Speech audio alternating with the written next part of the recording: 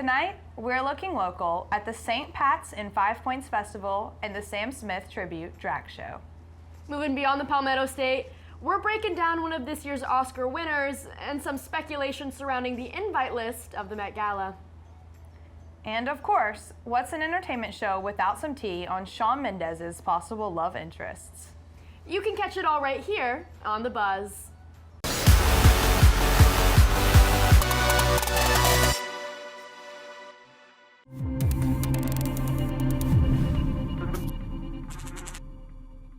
Hello and welcome to The Buzz. I'm Emma Connelly. And I'm Chloe Castain. Let's get into it.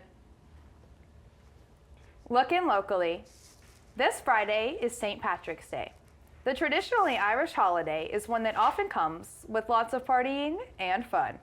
And everyone knows Five Points is the perfect place to be. The annual Five Points St. Patrick's Day Festival is on Saturday, March 18th.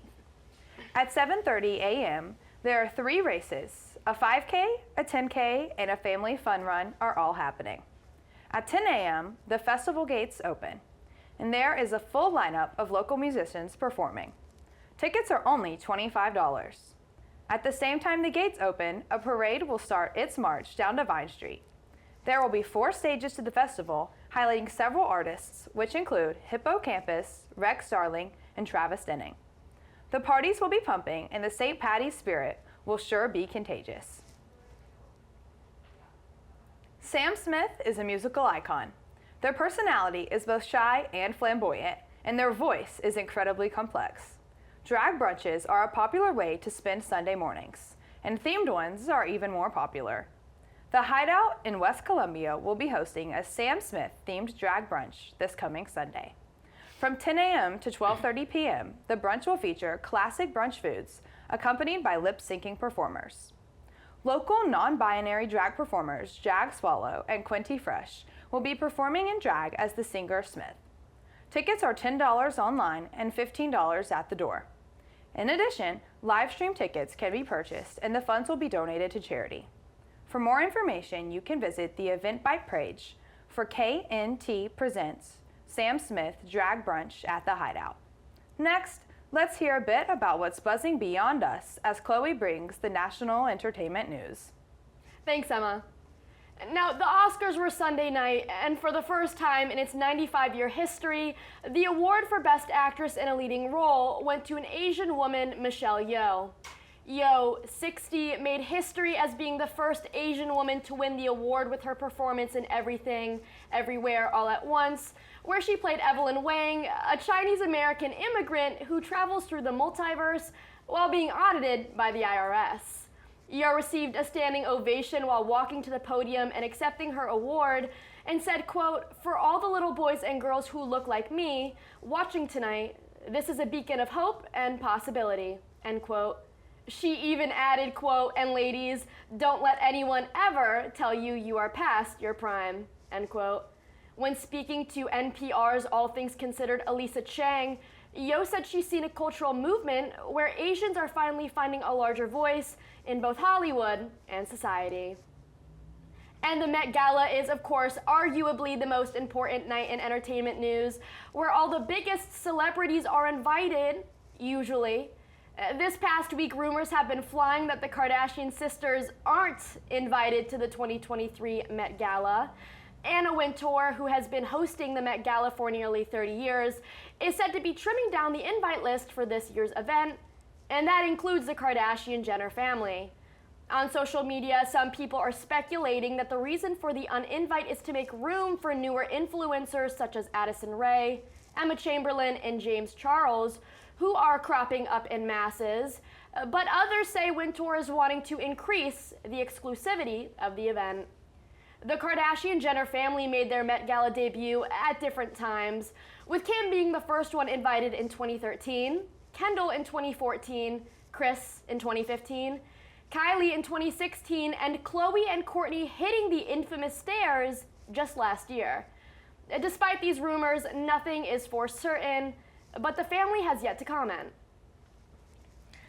Now, I don't know about you, but I consider the Kardashian family very, very famous. I mean, even my grandmother knows who these people are. So the fact that they aren't invited definitely came to as a surprise to me. It surprises me too. I think their outfits are always like iconic at the Met Gala. And anyway, the Met Gala is a fashion event and they are known for their fashion. So it doesn't exactly make sense to cut them. But Anna Wintour actually was just interviewed by James Corden on Spill Your Guts or Fill Your Guts and said one person she would never invite was Donald Trump. So, I don't know, he won't be there for sure. Well, I don't know about Donald Trump, or I guess we know for certain he won't be there, but the question still rests, will the Kardashians be there? I think that these are just rumors and speculation. I absolutely do think that they will have a spot at the Met Gala. It just makes sense that they're invited. For sure. And that's all we have for your entertainment news, but don't go anywhere. After the break, Erin Smith will be sipping and spilling some serious tea. Stay tuned. While the Lyle Lyle crocodile sound trends on TikTok, many rumors have been circulating of the singer who previously starred in the movie. Shawn Mendes has caught the media's attention after being seen multiple times with two different women, Sabrina Carpenter and his longtime doctor, Jocelyn Miranda. Mendes has been single since his split with singer Camila Cabello in the fall of 2021. Recently, however, Mendes has been seen with Carpenter on walks and leaving events together. The pair were recorded on March 9th, leaving Miley Cyrus's latest album release party and getting in a black SUV together. Despite the events with Carpenter, Mendes has also been cited with his chiropractor. Miranda, 51, has been Mendes' chiropractor over several of his tours. Miranda and Mendes were seen smiling on a hike through Los Angeles in late February. While no information has been confirmed, fans are wondering what the situation is with Mendes' chiropractor and if Carpenter will be Mendes' next girlfriend. That's all I have for tonight, but stick around because you do not want to miss this week's edition of Bingeworthy, where Emma and Chloe tell you what you should watch after this episode of The Buzz. This week's episode of Bingeworthy isn't exactly a TV show, but the Hunger Games series just hit Netflix for a limited time only. And I have personally actually been rewatching, if you will, the Hunger Games. I was more of a Harry Potter kid myself, so I'm not entirely too fond of the Hunger Games series, but I've actually quite enjoyed it so far. I loved the Hunger Games growing up. I watched all the movies. I had the merch. It was a big thing for me, so I've been rewatching them as well, and I'm excited for the new movie that's coming out later this year. Yeah, I can definitely see why you would like it. It's really entertaining. Sometimes I think, how can people actually come up with these concepts of Harry Potter and the Hunger Games? But it's definitely really entertaining to watch, and I know TikTok has just exploded with memes about it coming back on Netflix. So. For sure, and it's kind of relatable with how the world seems to be turning out lately. Fair enough. Be sure to follow us on Instagram, Twitter, and Facebook at SGTV at USC. And to keep up with all of our content, be sure to also visit us online at sgtvonline.com. Until next time, I'm Chloe Castain. And I'm Emma Connelly. Thanks for tuning in.